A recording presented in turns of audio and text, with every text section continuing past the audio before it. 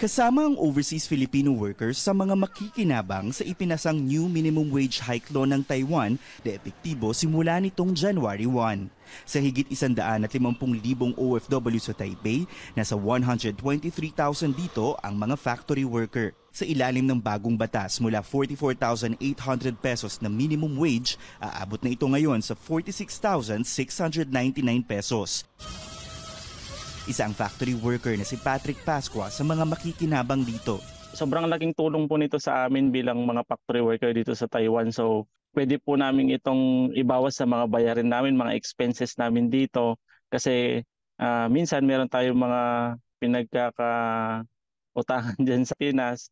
Ani Patrick, dahil sa maayos na kondisyon at trato sa mga manggagawa sa Taiwan, bonus na lang daw ang dagdag sahod. Hindi na ako magiging plastic kasi kung ikukumpara ko yung sahod ko as factory worker dito sa Taiwan, dati rin po akong factory worker dyan sa Pinas na almost 6 years na wala akong napundar. Na-provide ko po yung pangangailangan ng family ko, napapag-aral ko yung kapatid ko, and then nabibili ko yung mga gusto ko.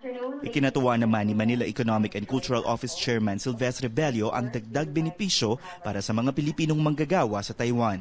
I have not received of any Filipino worker in Taiwan being a victim of maltreatment or illegal treatment, illegal termination or what. They are well treated.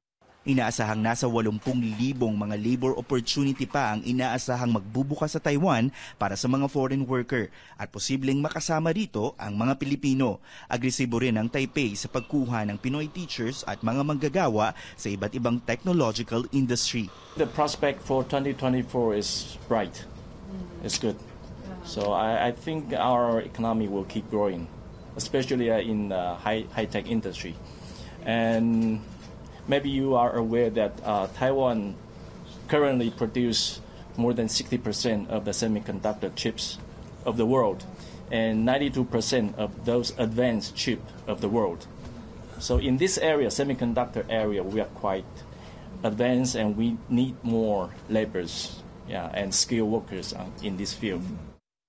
Target naman ng Taiwan at Pilipinas na palakasin pa ang kooperasyon sa larangan ng agrikultura, edukasyon, turismo at people-to-people exchanges. Tristan Odalo, CNN Philippines.